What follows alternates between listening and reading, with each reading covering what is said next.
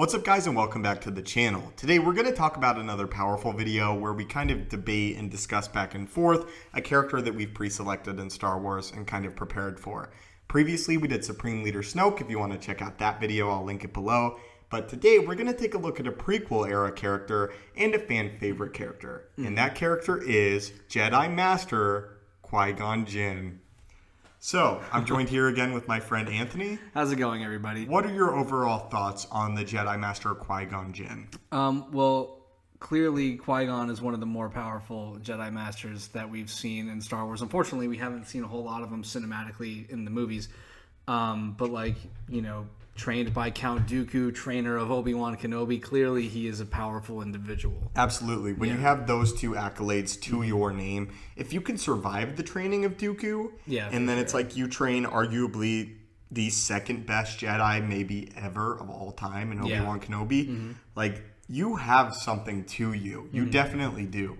Let's go ahead and talk a little bit about Qui-Gon Jinn's lightsaber skills, and then we'll move on to his Force abilities and talk about some feats. For sure. Qui-Gon Jinn was a master of Form 4 lightsaber combat. Yeah. Form 4 Ataru, it's a very aggressive lightsaber form. It involves a lot of acrobatics, and it involves high-paced dueling. It's also very somewhat like, one could easily fall to the dark side of the Force a little bit if they gave in a little bit too much to that darker nature that Ataru grants them. Yeah. It's basically knocking on the door to the dark side of the Force. But at the same time, some of the most renowned and powerful Jedi Masters ever have also used Ataru. Master Yoda was an Ataru specialist.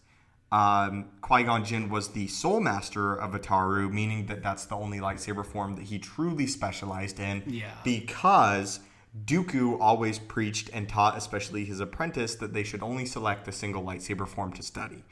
He found muddling lightsaber forms to be useless and counterproductive. That's why Dooku specialized solely in Form 2 Makashi lightsaber combat, and it was against everything that he said, everything that he taught his apprentice to integrate more forms. What you guys think about that is up to you. I personally don't always agree with that.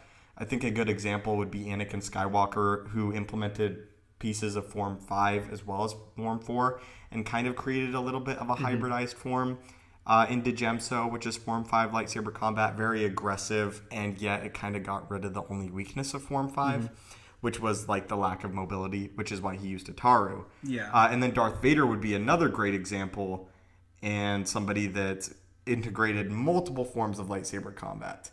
With that said, and I'm leading directly into this point, if Qui-Gon Jinn had implemented other forms of lightsaber combat as he got older, he may have actually lasted longer in his duel with Darth Maul. Yeah. I mean, I guess that's just a whole, ideology of jack of all trades, master of none.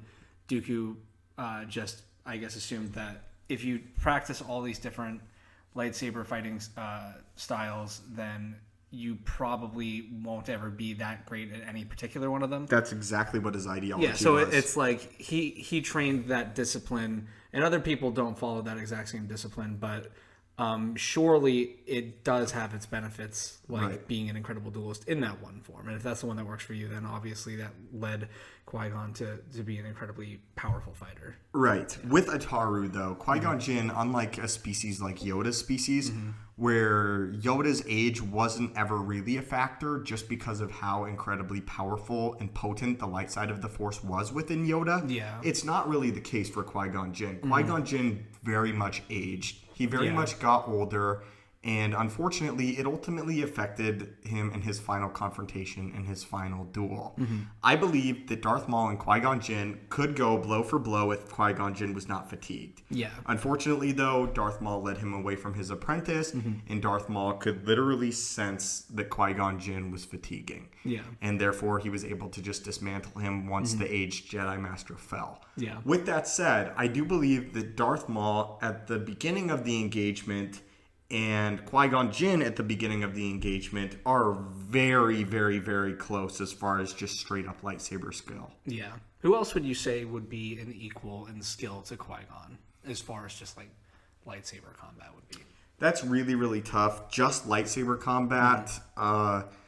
Man, I think that Qui-Gon Jinn at the top of his game, maybe just below somebody like Revenge of the Sith Obi-Wan. Yeah. I think he's that good. Yeah. You got to remember, sure, Obi-Wan is much younger than Qui-Gon Jinn is, even in Revenge of the Sith. Yeah. But when Qui-Gon Jinn was at his peak, he was legitimately one of the most powerful Jedi that they had to offer at the time. Yeah. He was up there, in many Jedi's opinion, with individuals like Mace Windu and Yoda. Maybe not combatively on the level of like a Mace Windu or a Yoda, but like very much held up there as far as esteem goes. Yeah. So that's what you got to take with it. He was very, very, very good. Unfortunately, he just did not adapt, and his age eventually took him. Yeah. With that said, though, he's battled his fallen apprentice several times in Star Wars Legends, which was Xanatos. He actually fell to the dark side of the Force. Again, a fallen failed apprentice of Qui-Gon Jinn, who was also denoted for being a great lightsaber duelist. Qui-Gon Jinn bested him several times. Yeah. As far as other notable lightsaber duels that Qui-Gon Jinn was involved in, there's not really a ton. Qui-Gon Jinn was actually the first Jedi to engage a Sith Lord in like decades. Yeah. The first time Qui-Gon Jinn battled Darth Maul on Naboo was the first time in decades, maybe centuries, that a Jedi and a Sith locked blades. Yeah. Which is really interesting. Qui-Gon Jinn is definitely, if you want to look at it tier-wise, he's definitely tier 3, knocking on tier 2's door. I would put him around the same level as a Jedi, maybe like Kit Fisto. Yeah. Straight up skill-wise with the lightsaber. Obviously, if Kit Fisto faced Darth Maul, we don't know what would happen. But Qui-Gon Jinn is somebody that I think a lot of times is severely underestimated as far as his skill in lightsaber combat is. Another thing I think that's worth mentioning is he's very in tune with the Force, and is also one of the rare Jedi that find life beyond death, for sure. Like, he never becomes a Force ghost, but he does have some sort of spiritual entity after he dies. Exactly. Yeah. And he learned that from the Force priestesses. We learned that in Star Wars The Clone Wars. Yeah. But that is considered to be one of the most difficult Force abilities in all of Star Wars, not just for a Jedi, but like ever. Yeah. And it's very impressive. It's something that only a few individuals in all of Star Wars have ever been able to achieve. Yeah. And that's kind of leads us into his Force abilities, where his Force abilities are concerned. Again, he's a very, very powerful Force wielder as well, very respected.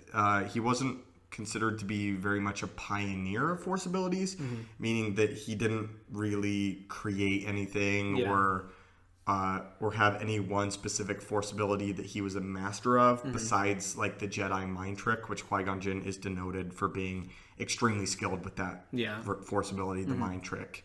But other than that, he was very, very impressive with his Force abilities as well. Another thing that a lot of people in Star Wars said about Qui-Gon Jinn was diplomatically he was like phenomenal. He was a phenomenal negotiator. Yeah. That's why they sent an individual like Qui-Gon Jinn in The Phantom Menace to negotiate trade routes. Yeah, you could tell just throughout every incarnation of his character, he has just this incredibly calm demeanor, a very like non-threatening persona, until obviously he pulls out a lightsaber, then he'd be pretty threatening. But that's something that's just almost a power of his personality. He's like incredibly stoic and just like commands respect when he walks in a room. Right. Yeah. I think that's really interesting, and I think that Qui-Gon Jinn got that from his own master Dooku, because Dooku's very elegant. He's very elegant, but he's also extremely prideful, where I don't really get the sense that Qui-Gon Jinn was ever really prideful in his abilities as he got older. So he kind of grew to match and counterbalance his master. Yeah. His master was powerful and he knew it, and he had to tell everybody that he was powerful, and Qui-Gon Jinn at the same time was powerful and everybody knew it, but he didn't feel the need to express that all the time. Which helped him diplomatically as well. Not that Dooku was a bad diplomat. By no means was Dooku a bad diplomat. Yeah. Talking a little bit more about their relationship, though, it was said that Qui-Gon Jinn was selected by Dooku for Dooku's own acclaim. That Dooku noticed something in a Padawan Qui-Gon Jinn that was really, really impressive and prompted him to select Qui-Gon Jinn as his apprentice in seek of his own glory, pretty much. And then another thing I kind of want to talk about is sometimes in Star Wars, you can see a cinematic character and you see them lose to somebody like Darth Maul. And then you're inclined to think that that individual isn't very powerful. Yeah. What you have to remember is over the course of Star Wars, we are not focusing on middle-of-the-line Jedi or even what I would say excellent Jedi. Yeah. We are focusing on the premier platinum members, if you want to look at it that way, of the Jedi Order. They really only tell the stories of like the strongest that have really existed. Strongest ever. So if you're comparing Qui-Gon Jinn to an individual like Mace Windu, obviously Mace Windu, I believe a lot of people would believe, and rightfully so, myself included, that he's the superior combatant. With that said, though, you have to keep in mind that Mace Windu is a master of the order. He's not just a member of the council even. He's somebody that is right alongside Yoda as far as esteem. Yeah. And out of thousands of Jedi, he's the top of the list. With that said, though, so is Qui-Gon Jinn. He's very much at the top of the list. And the fact that he lasted as long as he did against Darth Maul, a Sith assassin essentially, bred from the day where he was a small child, specifically for the one goal to kill Jedi, is amazing. Definitely. I also want to point out one of the major reasons Qui-Gon Jinn lost to Darth Maul, though, was actually because of his use of the oneness force. Basically, Qui-Gon Jinn didn't believe solely in the beliefs of a wider Jedi Order. He believed in the Force. Yeah. Which prompted many to consider Qui-Gon Jinn to be a gray Jedi. Somebody that would go against the will of the Council and even the straight-up orders of the Council if he believed that it was the will of the Force. Yeah. He's a much more, like, spiritual, almost like monk-like character. Who believes in a lot of, like, ancient like, tradition and teachings and stuff like that. Right, and so much so that the most famous example of this would be his training of Anakin Skywalker. Yeah. But with that, it actually contributed to why Qui-Gon Jinn lost to Darth Maul. Another reason is because Qui-Gon Jinn, in the midst of battle, didn't really plan for it. He believed that the Force would supply all that he needed. He believed that in any moment he could follow the will of the Force and it would guide him exactly where he needed to go, and he would use whatever appropriate maneuver there was. Yeah, you could even see that in like the Phantom Menace in that one moment when the force fields go up and they're all kind of stuck, and Qui-Gon takes a moment to sit down and like meditate and I assume look for what like the Force has to offer him in that moment. He very much relies solely on that. Exactly, and unfortunately, this is something that Obi-Wan Kenobi, we know, would later learn, is he didn't plan ahead for engagements. Yeah. It's clear that Obi-Wan Kenobi truly took the teachings of his master Qui-Gon Jinn and became a superior Jedi in my mind. Because Qui-Gon Jinn, again, he solely relied on the will of the Force to get him through specifically this engagement. Yeah. And because of that, he lost, unfortunately. But in my own opinion, Qui-Gon Jinn ranks among one of the most powerful Jedi we have ever seen in Star Wars canon. Yeah. He is absolutely the level of a council member Jedi Master.